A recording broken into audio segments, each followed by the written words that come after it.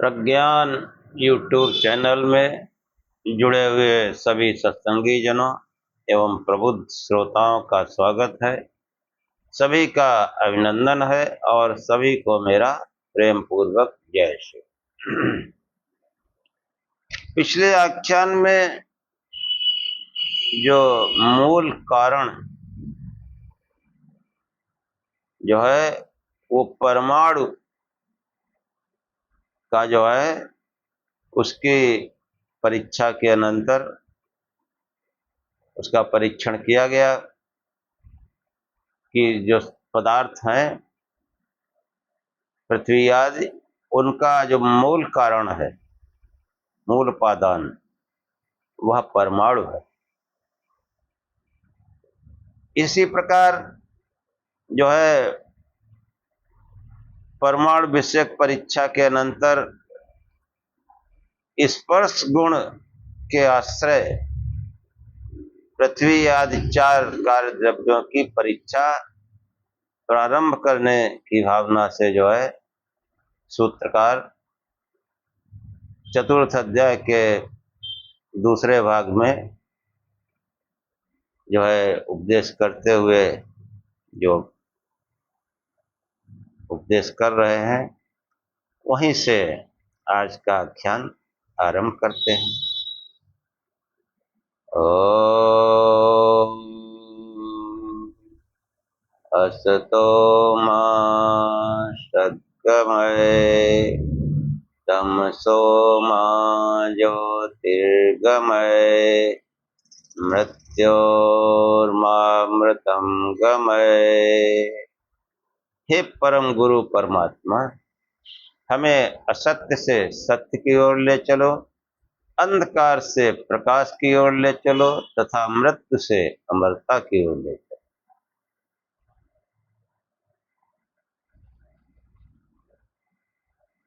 स्पर्श गुण के आश्रय पृथ्वी आदि चार कार्य द्रव्य, मतलब जो है जो पृथ्वी आदि जो कार्य द्रव्य हैं, जल, तेज, वायु, क्योंकि आकाश कार्य द्रव्य लगता नहीं है, इसलिए जो है इनकी चर्चा करते हुए, इन द्रव्यों की परीक्षा करते हुए आचार्य कणाद कहते हैं कि तत्पुनः पृथिव्याद कार्य द्रव्यम त्रिविधम शरीरेन्द्रिय विषय संज्ञकम, कि तत् माने वह, पुनः फिर पृथ्वी आदि कार्य द्रव्य और त्रिविध शरीर इंद्रिय विषय संज्ञकम, मतलब त्रिविधम मतलब तीन प्रकार का शरीर तीन प्रकार का होता है, स्थूल सूक्ष्म कारण, और इंद्रिय विषय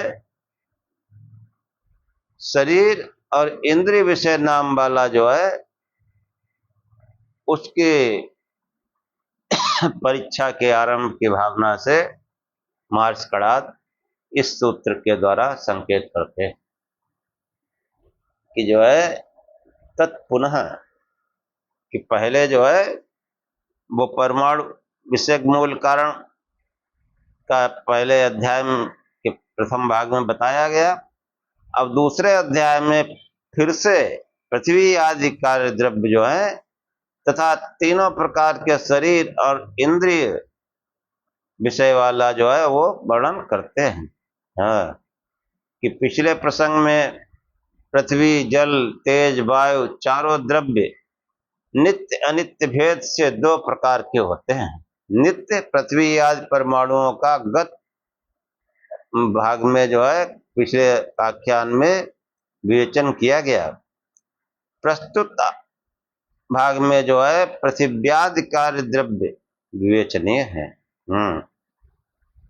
अध्याय, सारे का अध्याय को दो आनिक में बांटा गया, आनिक को या खंड को, प्रथम खंड को।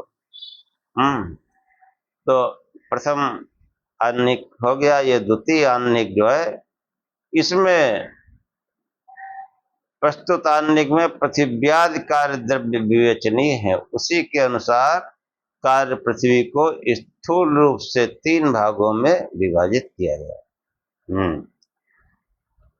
तो वो कौन से? एक तो शरीर, और दूसरा इंद्रिय, और तीसरा विषय। सूत्र में कहा गया कि तत्पुनः पृथिव्यादि कार्य द्रव्यम त्रिविधम शरीर इंद्रिय विषय। तत्पुनः पृथिव्यादि कार्य द्रव्यम त्रिविधम शरीर इंद्रिय विषय संज्ञकम। शरीर इंद्रिय और विषय संज्ञा से जो है उसका वर्णन किया गया। अब शरीर, नंबर 1 है शरीर। तो शरीर मनुष्य शरीर है, पशु पक्षी कीड़े पतंगे, सभी जीवधारियों के शरीरों का इसमें समावेश हो जाता है। जहाँ जीवन है अथवा जीवन रहा है वहाँ जो है शरीर माना गया। शरीर है जीवन माना जाता है, शरीर छूट गया जीवन खत्म। तो जहां भी शरीर है वहां पर जीवन माना गया। चेष्टा इंद्रिय और अर्थों का आश्रय शरीर ही है। शरीर ही जो है चेष्टाएं करता है, और इंद्रियां भी शरीर का ही आश्रय बनाए हुए हैं। और जो भी अर्थ वगैरह उनका भी आश्रय ये शरीर है। लाभ हानि सुख दुख की भावना से प्रवृत्ति निवृत्ति का होना ये चेष्टा है। बड़े से बड़े शरीर से लेकर छोटे से छोटे में ये प्रवृत्ति निवृत्ति देखी जाती है। अर्थ है गंध रस रूप स्पर्श शब्द, ये यथा कर्म पृथ्वी जल तेज वायु आकाश के गुण हैं।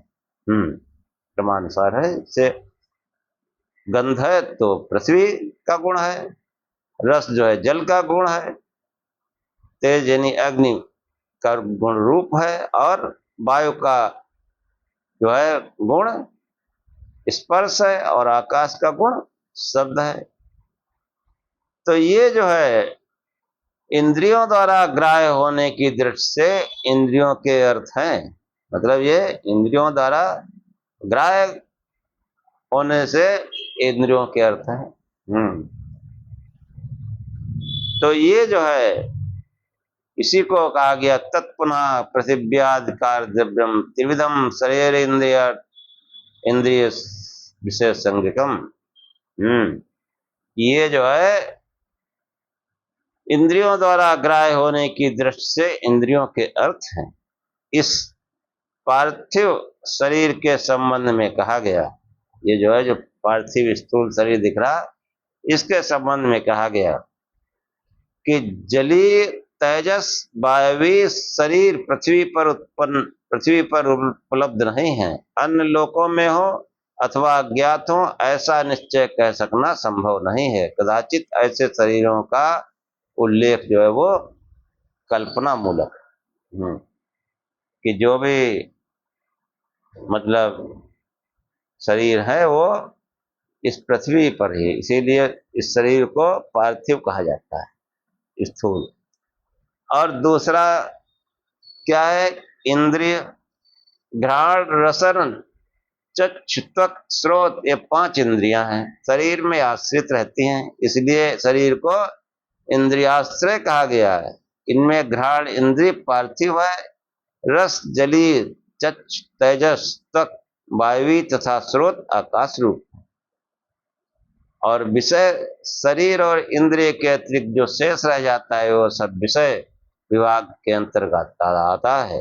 पृथ्वी जल तेज वायु जिस रूप में अवस्थित हैं वह सब विषय है।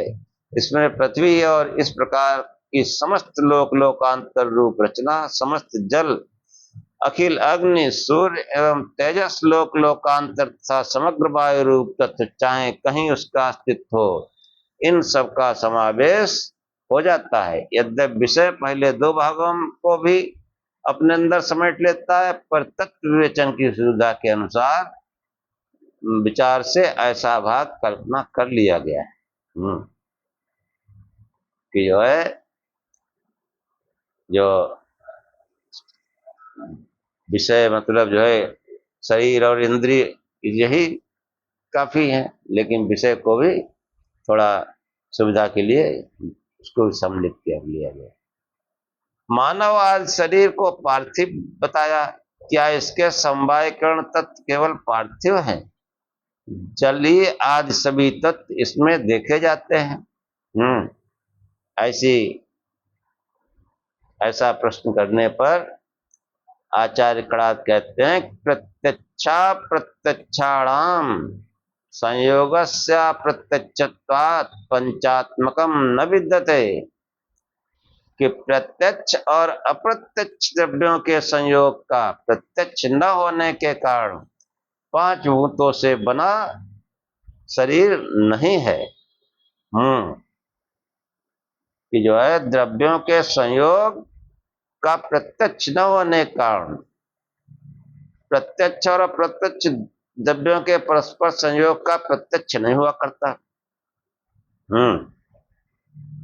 यह एक व्यवस्था है कि प्रत्यक्ष और अप्रत्यक्ष द्रव्यों का जो अप्रत्यक्ष द्रव्य है, वायु आकाश वगैरह तो कहाँ दिखाई देते हैं, लेकिन संयोग रहता है। तो ये जो है जैसे कुछ प्रत्यक्ष है, कुछ अप्रत्यक्ष भी है। प्रत्यक्ष द्रव्य जैसे घड़ा बना, ये प्रत्यक्ष द्रव्य है। दूसरे अप्रत्यक्ष द्रव्य जैसे आकाश, इन दोनों के संयोग का प्रत्यक्ष नहीं हो सकता। यदि पांचों भूत तत्व मिलकर संयुक्त होकर पृथ्वी का आरंभ करते तो शरीर प्रत्यक्ष न होता। भूतों में 3 प्रत्यक्ष और 2 अप्रत्यक्ष है, कि पृथ्वी जल अग्नि प्रत्यक्ष है, वायु और आकाश अप्रत्यक्ष है।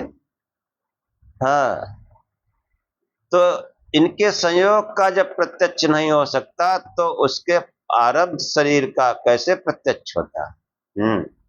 पर शरीर प्रत्यक्ष है, इससे स्पष्ट है न 5 भूत तत्व इसके समवाय कारण है, न उसका संयोग असमवाय कारण।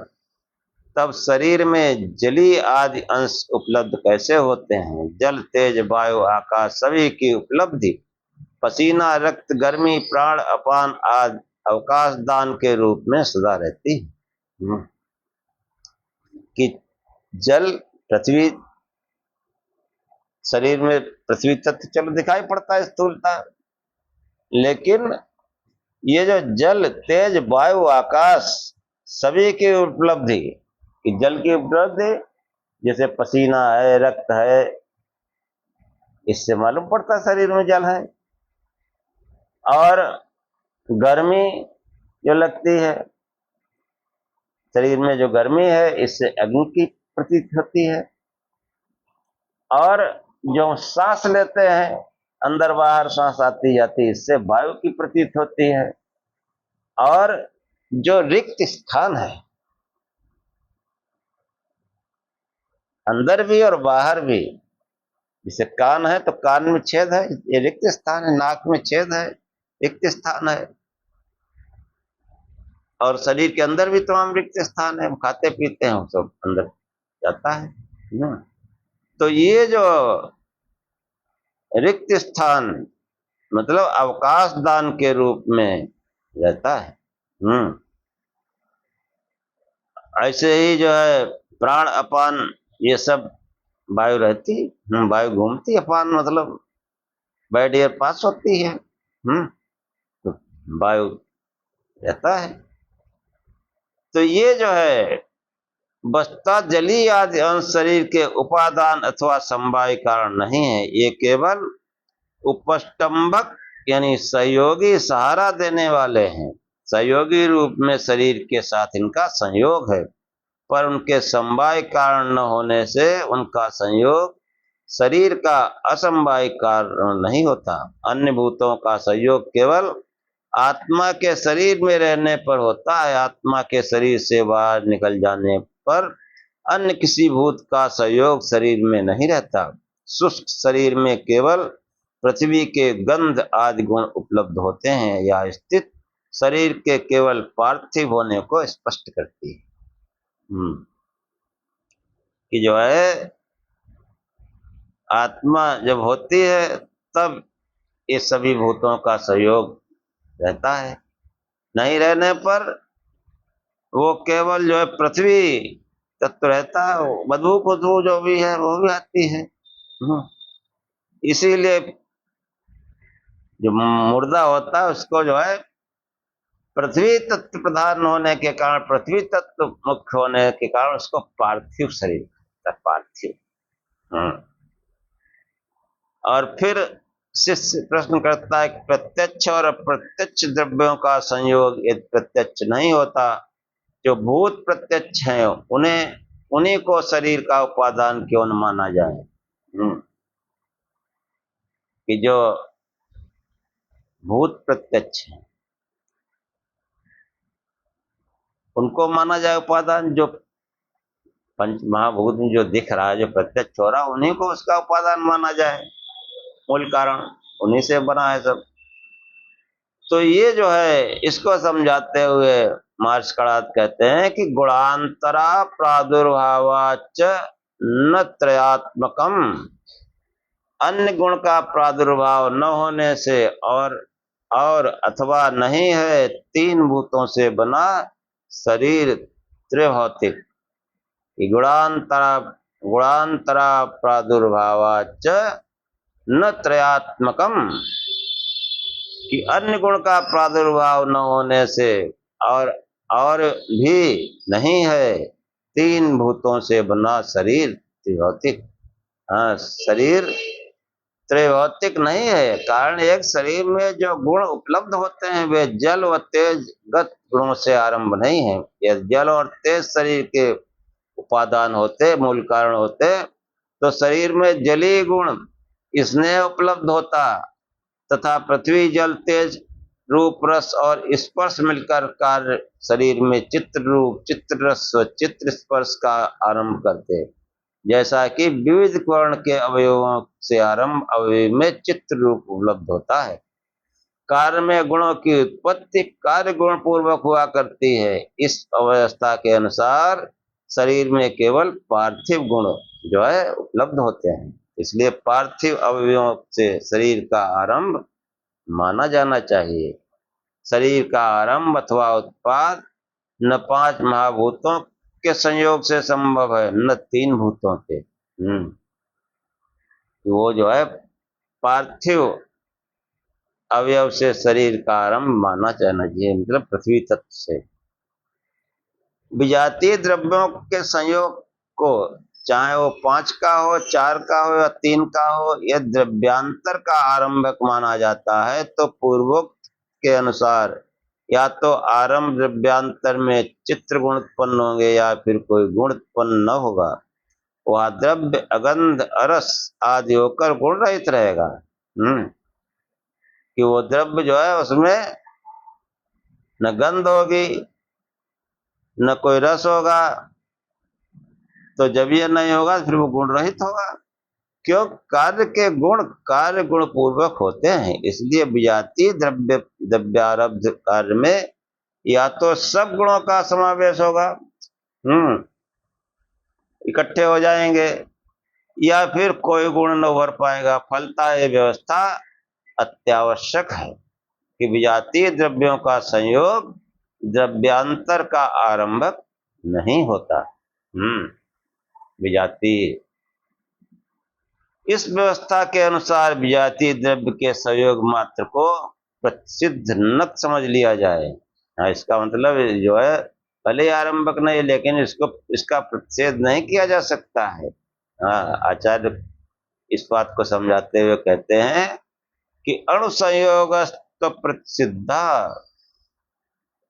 अणु संयोग यानी विजातीय अणुओं का परस्पर सहयोगी संयोग। अणु जो बनता है उसमें कई विजातीय जो है अगुण होते हैं, अपने अलग अलग गुण होते हैं, उनका परस्पर सहयोग प्रसिद्ध नहीं है, उनका सहयोग होता है। जल और अग्नि का सहयोग हो जाता है, शरीर में जल भी है अग्नि भी है। विजातीय अणुओं का परस्पर अनारंभक संयोग वैशेषिक शास्त्र में प्रसिद्ध नहीं है। विजातीय द्रव्यों के परस्पर संयोग आचार्य को आचार्य अभिमत बताते हैं।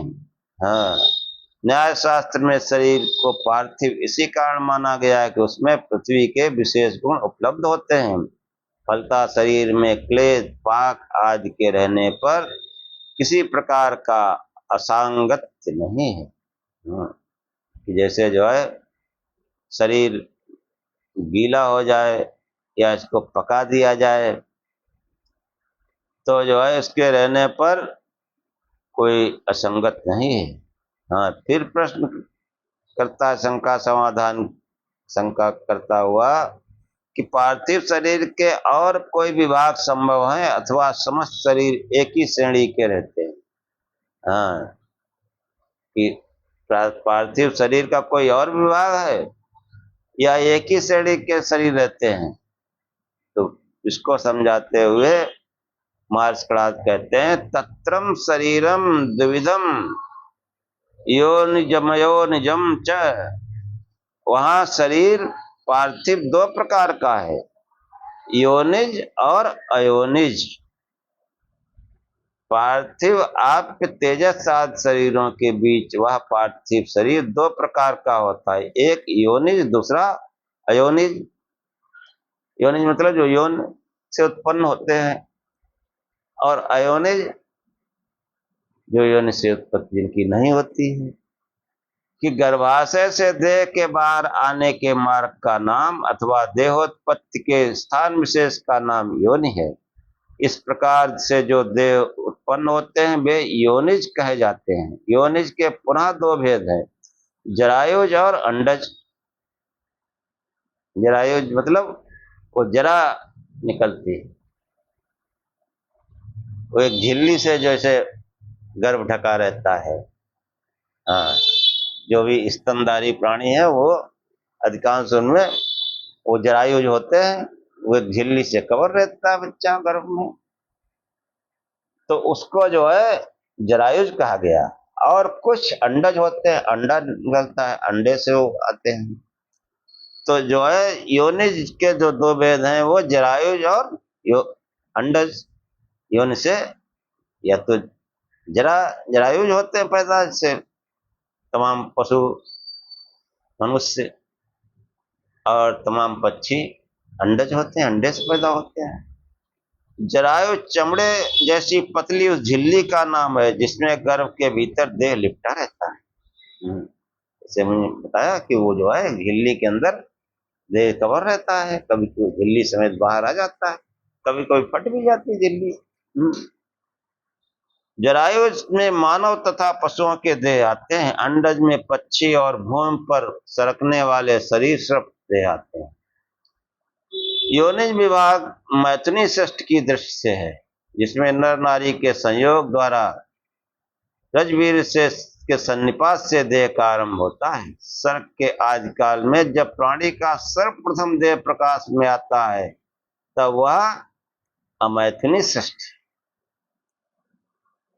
स्त्री पुरुष संयोग से तो ठीक है देह आरंभ होता है, लेकिन कभी तो स्त्री पुरुष देह भी तो बनी होगी, तो वो तो फिर जो है बिना योनि के बनी होगी, इसलिए उसको अमैथुनी षष्ठ कहते हैं, जिसमें नर नारी का परस्पर संपर्क नहीं रहता। ये देह रचना अथवा देह सृष्टि अयोनिज है, क्योंकि गर्भाशय से बाहर निकलने में योनि नामक मार्ग का इसमें उपयोग नहीं होता। सर्गादि काल में देव ऋषियों मानवों तथा अन्य समस्त प्राणियों के देव इसी श्रेणी के रहते हैं। यह ऐश्वरी सृष्टि कही जाती है।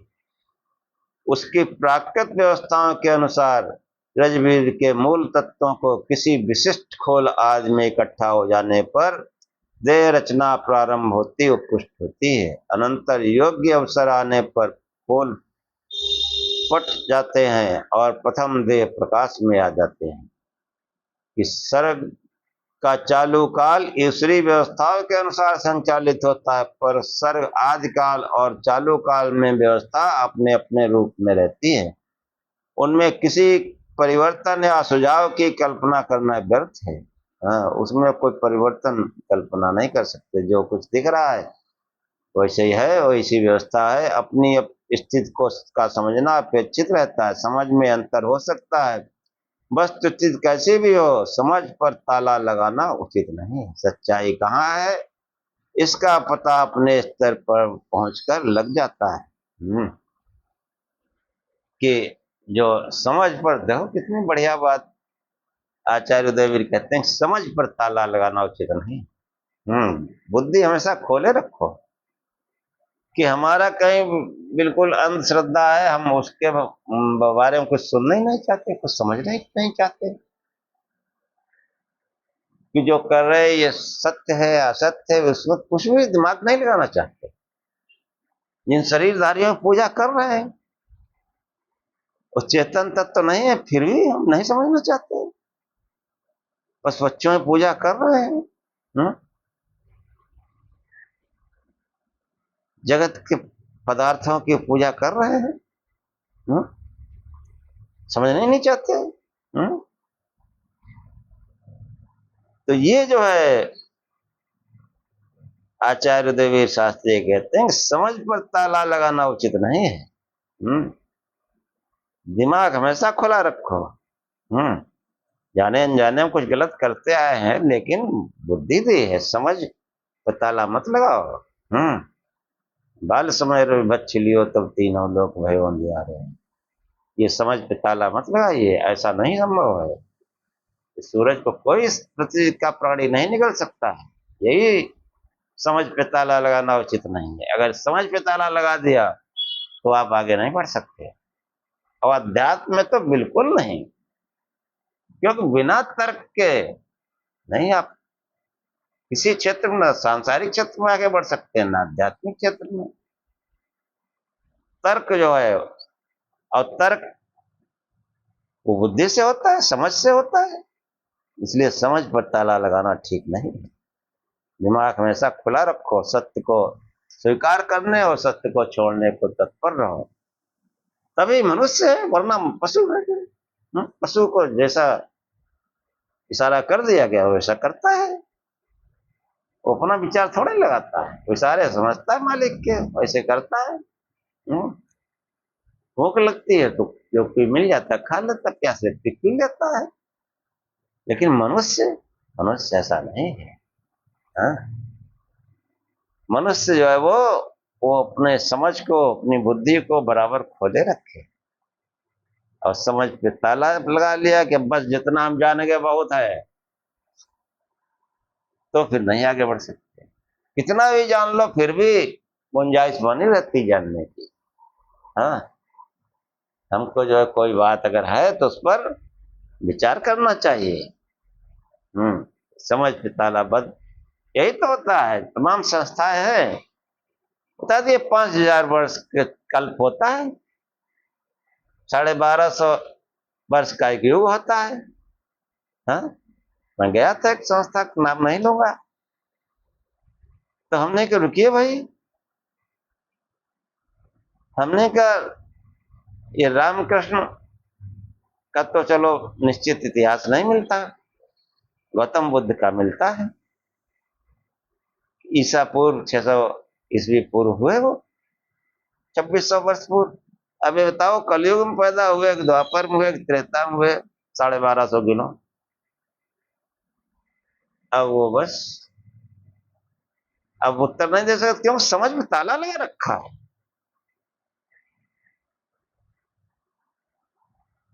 कि ये मनुष्य चाहे जितना गलत काम करे, ये उसको मनुष्य शरीर ही मिलेगा।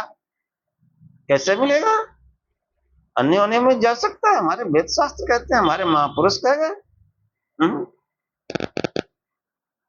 स्वामी राम तीर्थ ने लिखा है, मनुष्य अपने भाग्य का स्वयं निर्माता है। उस लेख में आप पढ़िए, पता चल जाएगा कैसे सुअर बन जाता है, कैसे कुत्ता बन जाता है। वही कामनाएं, वही इच्छा रखोगे तो बन जाओगे। हाँ? तो ये जो है समझ पे ताला लगाना ठीक नहीं। भगवान ने बुद्धि दी है, हमेशा विचार करते रहो। हाँ, हमारा कोई अगर सत्य ज्ञान है उसको कोई काट नहीं सकता, और जो असत्य ज्ञान है हम कितना भी ताला लगाएं, वो टिकेगा नहीं। बुद्धि कहेगी, हाँ वो सज्जन हमको मिले, हमने कहा बताओ गौतम बुद्ध, हाँ, तीर्थंकर महावीर कब हुए, कलयुग में हुए कि त्रेता में हुए, द्वापर में हुए, कब हुए बताओ? 2600 वर्ष पहले हुए। तो अब वो जान रहे ये जो बोल रहा है सत्य है, लेकिन वो ताला लगा है। ज्ञान की कोई सीमा में बनकर कोई ज्ञान नहीं होता है। ज्ञान खुले दिमाग से होता है, इसलिए समझ पर ताला लगाना ठीक नहीं है। हाँ, तो ये जो है सच्चाई कहाँ है, इसका पता अपने स्तर पर पहुंचकर लग ही जाता है। पार्थिव शरीर की अयोनिज श्रेणी में दो भेद, स्वैदज और उद्भिज भी। कि जो अयोनिज है, योनिज हो गए, दूसरे अयोनिज। अयोनिज में दो भेद हैं, स्वैदज और उद्भिज। उद्भिज मतलब जो वनस्पतियां हैं बीज से होती हैं। अब वो योनिज तो है नहीं, अयोनिज है। जितनी भी वनस्पतियां हैं जो बीज से बनती हैं उनको उद्भिज कहा गया। और स्वैदज सर्दी गर्मी से। अब तो खैर समय बदल गया। देखो बरसात में देखो कहीं कूड़ा उड़ा पड़ा हो, तमाम कीड़े नीचे हो जाते हैं। और पहले समय में जो है लोग साबुन आबुन कम था, सर्दियों में नहाते नहीं थे, बहुत दिन तक कपड़े नहीं धोते थे, बनियान नहीं धोते थे, उसमें जुए हो जाते थे। कहाँ से आते थे? स्वेदज। उस पसीने से, सर्दी गर्मी से आते। हाँ, कि जो है स्वेदज और उद्भिज ये भी दो अयोनिज हैं। इसमें प्रथम शरीर विशेष ऊष्मा यानी गर्मी का सहयोग पाकर उत्पन्न होते हैं। स्वेदज पसीना गर्मी का परिणाम है। ये शरीर ऊष्मज भी कहे जाते हैं। उद्भिज में वृक्ष लता वनस्पति आ जाते हैं जो भूमि को फोड़कर ऊपर निकलते। इन देहों के लिए नर नारी का संयोग तथा गर्भाशय और वहां से बाहर निकलने से के योनि नामक मार्ग का उपयोग न होने से इनको अयोनिज कहा जाता है। ये देह सर्ग के चालू काल में भी इसी प्रकार बनते रहते हैं। वर्षा आदि ऋतुओं के अनुसार इनके उत्पादन का बाहुल्य अन्य देखने में आता है। कि वो जो है अपने ऋतु के अनुसार ये सब बीज बनते रहते हैं। जैसे कोई फसल है तो वो जाड़े में होती है, कोई बरसात में होती है, कोई गर्मी में होती है। जो जाड़े में होती है वो फिर बरसात में नहीं होती, गर्मी में नहीं होती। हम लोग गोभी मटर खाते हैं तो गर्म क्षेत्र में नहीं होती, वो जहाँ ठंडे क्षेत्र है वही होती है, या जो जहाँ ठंडक आती है वो होती है। मैदानी क्षेत्र में जहाँ हम लोग रहते हैं गर्मी में जो है मई जून में फिर मटर भी नहीं पैदा होती। हाँ, वो कहीं दिखती है तो कहीं पहाड़ी क्षेत्र से आती है। गोभी दिखती है तो कहीं पहाड़ी क्षेत्र से आती है। तो ये जो है कि जो है ऋतुओं के अनुसार इनके उत्पादन का बाहुल्य और अन्य देखने में आता है। हाँ, कतिपय व्याख्याकारों ने देह के इन प्रकारों व विभागों को योनि श्रेणी में गिना है। स्वेदज अथवा ऊष्मज के विषय में कहना कठिन है, पर उद्भिज के विषय में कहा जा सकता है कि यदि बीज को गर्भाशय समझा जाए तो बीज को फाड़ कर ही प्रत्येक अंकुर बाहर निकलता है। बाहर निकलने के भाग को योनि समझकर उद्भिज को योनि श्रेणी में गिना जा सकता है। हाँ, ये अपनी अपनी समझ पर आश्रित है, लेकिन वो योनिज उसको नहीं कहा जा सकता। वृक्षों के सजीव होते हुए भी प्रायः उनमें शरीर व्यवहार नहीं होता है। कि वृक्षों को जिससे जीव सजीव माना गया, लेकिन वो उसमें जैसे शरीर व्यवहार जो है वो नहीं होता। वृक्षों में जीवन है, इस तथ्य को प्राचीन आचार्यों ने स्वीकार किया और आधुनिक वैज्ञानिक परीक्षणों के आधार पर इसकी सच्चाई को माना गया है। वृक्षों में भग्न छत संरोहण और साजात्य प्रजनन को देखकर उनमें जीवन का होना प्रमाणित होता है कि वृक्षों में जो है वृक्ष से फट जाते हैं, हाँ, छत विछत हो जाते हैं, ऊपर चढ़ जाते हैं और अपने जैसा दूसरा पौधा तैयार कर देते हैं। हाँ, बीज आया पौधे में, उस बीज से फिर वैसा पौधा बन जाता है। तो ये साजात्य प्रजनन, ये सब देख करके जो है, हाँ, विज्ञान कहती है पालन, प्रचलन, पोषण, श्वसन, वृद्धि, उत्तेजनशीलता, ये सब जीवों के लक्षण हैं जो कमोबेश वनस्पतियों में भी पाए जाते हैं। तो ये जो है, परंतु वृक्षों में चेष्टाश्रयता और इंद्रियाश्रयता के स्पष्ट न होने के कारण उनमें शरीर व्यवहार प्रसिद्ध नहीं है। कि वृक्ष में जैसे हमारे आपके आँख, कान, नाक, मुंह, ये सब होते हैं, हाथ पैर हैं, चेष्टा करते रहते हैं, ये सब वृक्षों में नहीं देखा जाता है। इसलिए जो है उनमें शरीर व्यवहार प्रसिद्ध नहीं है। पार्थिव शरीर के भेद या प्रकार शास्त्रकारों ने वर्णन किए हैं। अब शिष्य जो है आगे जिज्ञासा करता है, जो है योनि शरीर स्पष्ट देखने में आते हैं, पर अयोनिज शरीरों के होने में क्या प्रमाण है? आचार्य सूत्रकार ने इसकी सिद्ध के लिए अग्रिम 4 सूत्रों द्वारा 4 हेतु प्रस्तुत कर 5वें सूत्र में विषय का निगमन करते हुए अयोनिज शरीरों का होना प्रमाणित किया है। पहला हेतु सूत्र है अनियत दिग्देश पूर्वकत्वात्, परमाणु पूर्वक होने से अयोनिज देह रचना के हेतु है कि अनियत दिग्देश पद परमाणुओं के लिए उत्पन्न हुआ है, उपयुक्त हुआ है, जो उसकी आद्य सर्गिक स्थिति व प्रगति को स्पष्ट करता है। आद्य सर्ग के प्रारंभ में परमाणु ही संयुक्त होकर रचना हुई है। अयोनिज शरीरों की रचना के लिए पारमेश्वरी व्यवस्था के अनुसार जो परमाणु प्रवृत्त होते हैं, वो परमाणु के बारे में बताया गया था पहले, तो वो परमेश्वर की व्यवस्था के अनुसार जो परमाणु प्रवृत्त होते हैं अथवा प्रगति करते हैं, उनके दिग्देश गर्भाशय तथा रजवीर संयोग आदि के रूप में नियत नहीं होते हैं। योनिज उत्पत्ति संबंधी इन नियत व्यवस्थाओं की वहां उपेक्षा रहती है। वे वहां पर ये जो योनिज उत्पत्ति जो व्यवस्था होती है स्त्री पुरुष संयोग, वहां पर उसकी उपेक्षा रहती है। सर्ग के आदिकाल में, सर्ग के प्रारंभ में वे परमाणु द्विअणुक परंपरा से रचना के विशिष्ट स्तरों को पार करते हुए अयोनिज शरीरों की उत्पत्ति करने में समर्थ होते हैं। इस रचना को योनि का उपयोग न होने से ये शरीर अयोनिज कहे जाते हैं। शरीर के उपादान कारण परमाणुओं में इसी स्थिति को अभिव्यक्त करने के लिए सूत्र में अनियत दिग्देश पद का प्रयोग किया गया है कि ऐसे शरीर सब देश और सब दिशाओं में उत्पन्न होते रहते हैं। इनके लिए नियत देश व दिशा की अपेक्षा नहीं रहती। आचार्य सूत्रकार ने जो है, ये तो पहला हेतु हो गया। दूसरा हेतु बताया। दूसरा हेतु क्या है?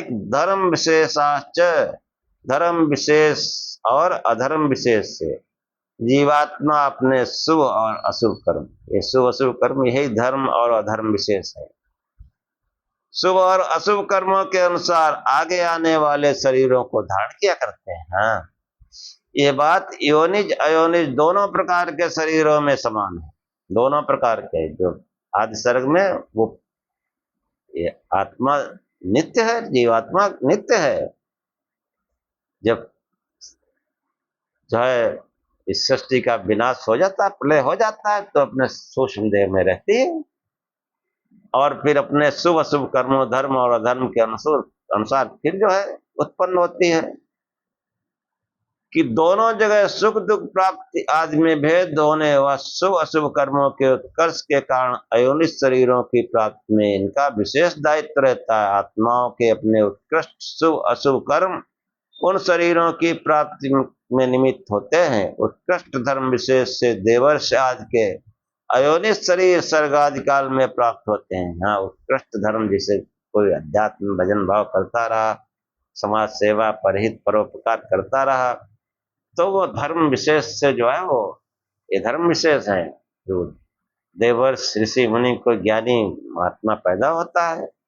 हाँ, और अयोनिज शरीर तथा उत्कृष्ट उत्कृष्ट अधर्म से, मतलब बहुत अधर्मी कोई व्यक्ति है, उसके दंश मशक आदि के शरीर सभी कालों में प्राप्त होते रहते हैं। दंश मतलब काटने वाला, मशक मच्छर, हाँ, बिल्ली। आत्माओं के अनंत कर्मों का विधान लेखा जोखा अचिंत शक्ति परमात्मा के अधीन रहता है।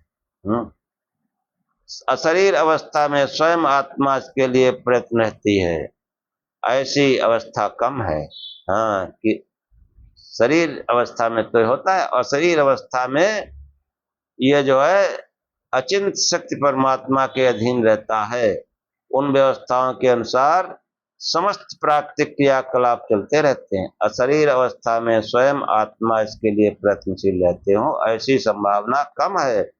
आत्मा के स्वरूप से सकल प्रयत्न भोग आदि उसकी सशरीर अवस्था में संभव हो पाते हैं।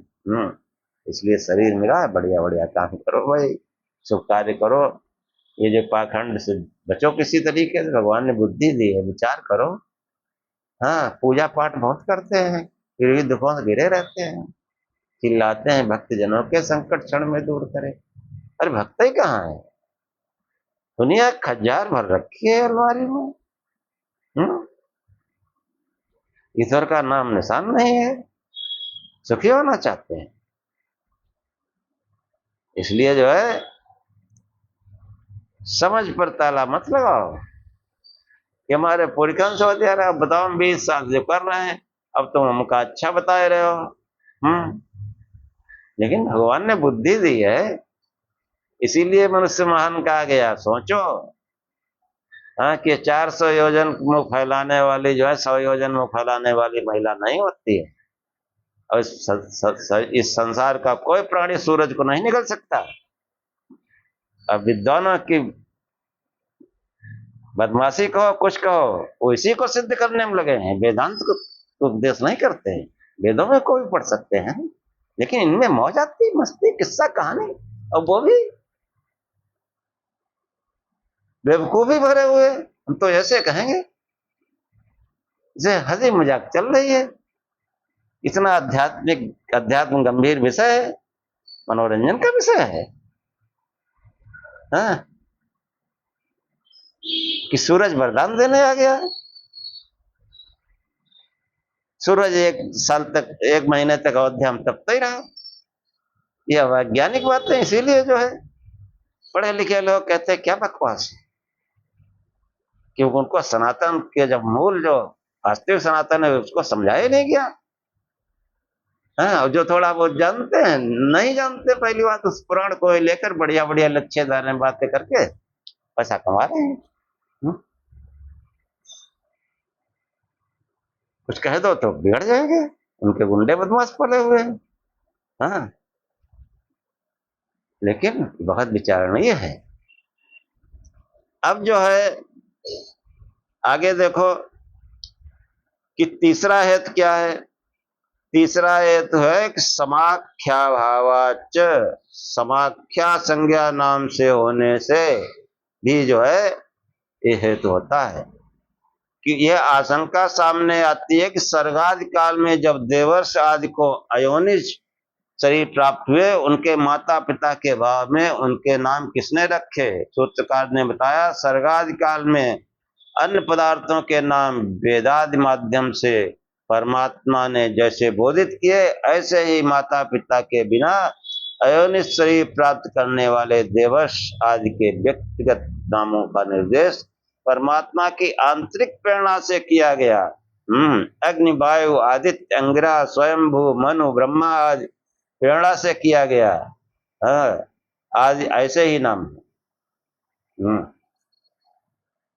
माता पिता के बिना उन व्यक्तियों के इन नामों का उपलब्ध होना यह प्रमाणित करता है कि व्यक्तियों के शरीर माता पिता के बिना उत्पन्न होने के कारण अयोनिज थे। सर्गादि काल में परमात्मा की प्रेरणा से नाम संकेत किए गए। ये सूत्रकार ने संज्ञा कर्म स्वत समद विशिष्टा नाम लिंगम द्वारा अभिव्यक्त किया गया है। हाँ, समाख्या भावाच, समाख्या संज्ञा नाम होने से भी जो है ये अयोनिज सिद्ध होते हैं।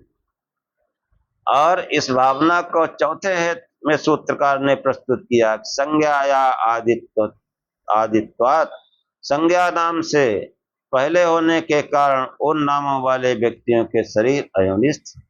माता पिता बनने से पहले उन व्यक्तियों ने अपने अपने नाम थे। जब उनके माता पिता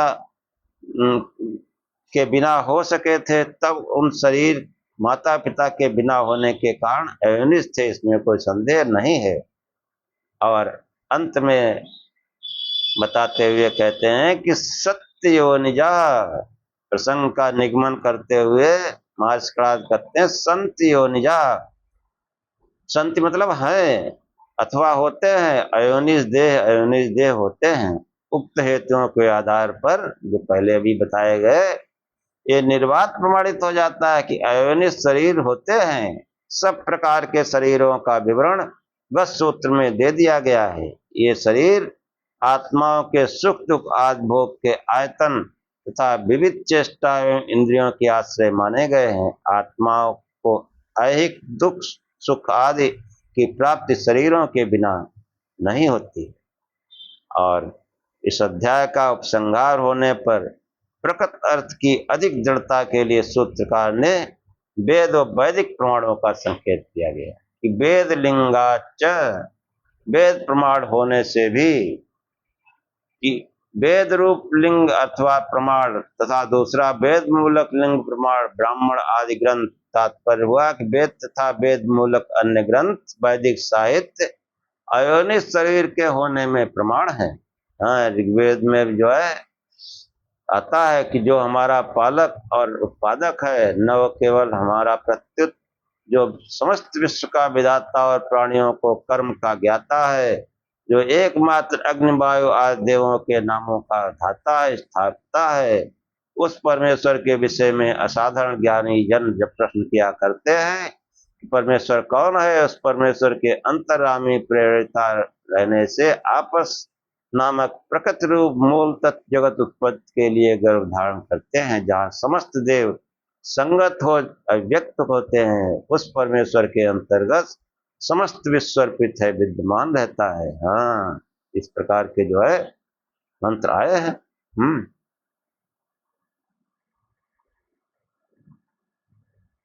सदाधार पृथ्वीं दाम तैमा कस्मै देवाय विशालित।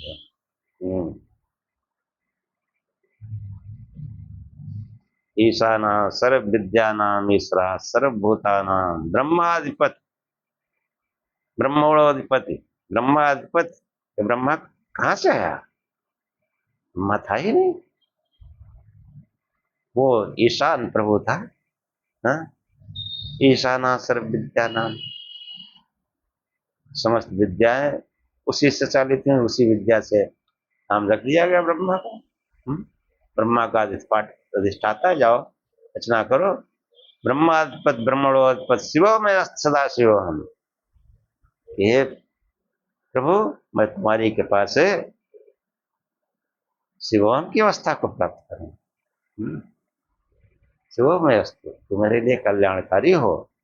और उस कल्याणकारी प्रभु का जब हम बार बार नाम जपते हैं तो कल्याण मार्ग खुल जाता है। इसलिए शिव शिव जपो, प्रकाश स्वरूप से ध्यान करो। और इसी के साथ आज का ध्यान समाप्त करते हैं। ओम सहना भवतु सहनौ भुनक्तु सह वीर्यं करवावहै तेजस्विनावधीतमस्तु मा विद्विषावहै। ओम शांति शांति शांति। हे परमात्मा, हम दोनों श्रोता और वक्ता की साथ साथ रक्षा करें, साथ साथ पालना करें, हम दोनों साथ साथ बल को बढ़ावें, पराक्रम करें, हमारा पढ़ा पढ़ाया एक साथ तेजस्विता को प्राप्त करे, हम आपस में द्वेष न करें। हे परमात्मा, हम दोनों को त्रिविध शांति प्राप्त हो, हमारे जीवन में दैहिक दैविक भौतिक कोई भी कष्ट न आए। ओम शांति शांति शांति। जय श्री